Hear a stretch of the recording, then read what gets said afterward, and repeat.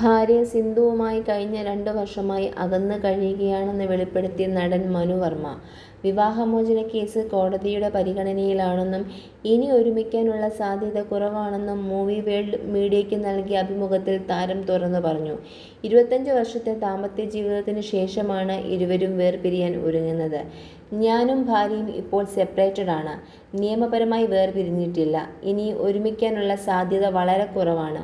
പ്രണയിച്ച് സ്നേഹിച്ച് ജീവിച്ചതാണെന്ന് പറഞ്ഞിട്ട് കാര്യമില്ല. ഇതിനേക്കാൾ പ്രണയിച്ചും സ്നേഹിച്ചും ജീവിച്ച എത്രയോ പേർ വേർപിരിഞ്ഞിരിക്കുന്നു. എനിക്ക് പരിചയമുള്ള ഒരുപാട് പേരുണ്ട്. എല്ലാം പാർട്ട് ഓഫ് ദ ഗെയിം. ഇപ്പോൾ പിന്നെ ഒരു ഫാഷനാണല്ലോ. ഫാമിലി കോർട്ടിൽ പോകുന്നതിൻ്റെ ബുദ്ധിമുട്ട് അവിടെ ചെന്നാലേ അറിയാൻ കഴിയൂ. ആയിരക്കണക്കിന് കേസാണ് ഒരു ദിവസം വരുന്നത്. ജഡ്ജ് ചില സമയങ്ങളിൽ തലവേദന എടുത്തിരിക്കുന്നത് കാണാം. സെപ്പറേറ്റഡായ ആൾക്കാർ തമ്മിൽ നല്ലത് പറയില്ലല്ലോ. കോർട്ട് റൂമിൽ പരസ്പരമുള്ള പഴിചാരൽ തന്നെയാണല്ലോ നടക്കുന്നത്. അതുകൊണ്ട് തന്നെ അങ്ങോട്ട് പോകാൻ ഒരു മടിയാണ്. പണ്ടൊരു അണ്ടർസ്റ്റാൻഡിംഗ് ഒക്കെ ഉണ്ടായിരുന്നു. പിന്നെ പതിയെ കാലം മാറിയപ്പം ആളുകളുടെ മനസ്ഥിതിയും മാറി. 2-3 വർഷം മുമ്പ് ഞങ്ങൾ സ്നേഹത്തിലും ഒരുമിച്ചും തന്നെയായിരുന്നു.